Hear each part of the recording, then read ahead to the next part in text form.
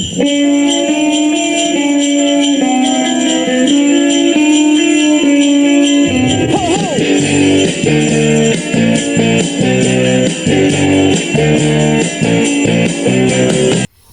right, 'tis the season, boys and girls. Welcome to another week of art class with me, your host, Mr. Hatch. This is week number 14.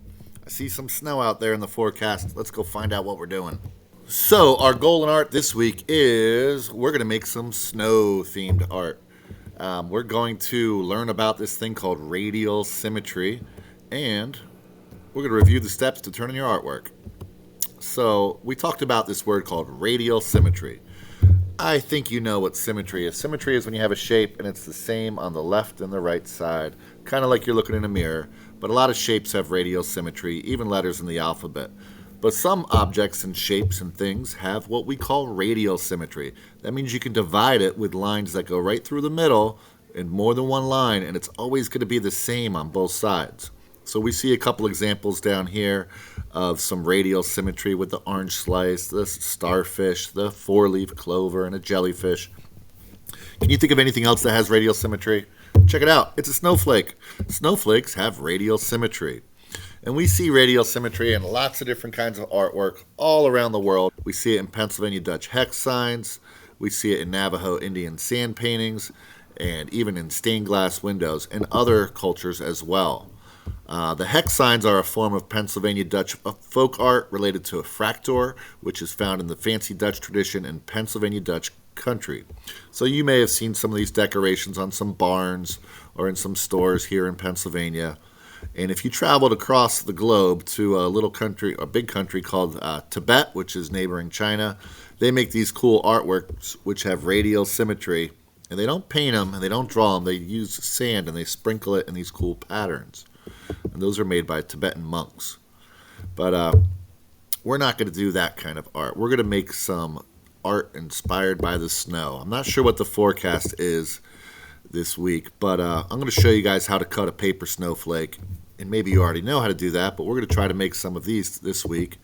And there's other ways you can make art too. Let's just say it does snow. Snow is the theme this week, so if you want to make a snowman, if the weather lets you, you could always take a picture of that, and that will count as your artwork because snowmen are sculptures. And if you want, you could do this on the computer too. There's a few tricks I can show you on how to do that. So stay tuned. Let's go find out a little bit about snowflakes. Here are some of the earliest photographs ever taken of a snowflake over 100 years ago. They were able to photograph these snowflakes, and you can really see that no two snowflakes are alike. Every single one is different. We could take our time and draw some of these snowflakes, probably use a ruler if you're doing it by hand. I think the easiest way would be to cut it with paper this week, but there's lots of different ways you can make a snowflake. So if you want to pause any of these screens so that you can draw what you see on the screen, you can totally do that. Otherwise, let's move ahead and I will show you guys how to cut a paper snowflake. There are instructions online that show you where to cut and how to fold it, but I think it'll be easiest if you guys watch me do one and then we can do it together. So you will need some paper, you will need some scissors to do this activity. Let's go find out how to do it. So here I am in our magic screen. I got a couple pieces of paper. I got my scissors. This is all you need to make a paper snowflake. You could start with a square paper, but you could do it with a rectangular one too. Let's start by folding it in half one time. We're going to fold it again, top to bottom, so we're going to make these match. Keep your eye on that middle corner, and you know it's the middle because there's no outside edges there. These are the outside edges. You can recognize the edge of the paper. Once you have the middle, you're going to put these two sides on top of each other. So you want them to go straight on top of each other. You're going to bend it kind of like this. You're going to put one on top of the other and try to make this diagonal fold go right through the middle, okay? Now, squeeze that shut. We actually have, I think, 8 layers of paper going through there, so you're going to need some strong scissors. And just by cutting a little curve here, get rid of all that extra. You don't have to open it up. I'll show you what it looks like. You already have a circle. Now that's not a snowflake yet. We got to put some holes in there. So while it's cut, basically what you want to do is you want to take little bites out of the side. So a few simple cuts could be a triangle cut. That means one chop that way and one cut that way, and a little triangle falls out. You can do other shapes too. I could do like a square. All right. Now this can get a little messy with all the scrap paper. If you're having trouble cutting all this paper at once, get some help from a grown-up. What you don't want to do is have one cut run into the other cut. So try to leave a little bit of space in between them. You can do lots of little cuts. And you probably know some shapes that are symmetrical. For example, a heart. If I cut out half of a heart shape, this is just half of a heart. Later on, I'll give you a sneak peek. When you open it, you got a whole heart. So feel free to take your time, cut little pieces out of each section. Sweep up your mess when you're done. And if you did a good job, when you open it up, you will have a snowflake, which is a perfect example of radial symmetry. These make great gifts, great decorations, if you are in the giving mood. All right, I also said you could do this art online using your computer. So I'll put a little page up with these links, and when you click on one of these links, it's going to take you to the website. And each one of these is different ways, easier ways that you can make online symmetry.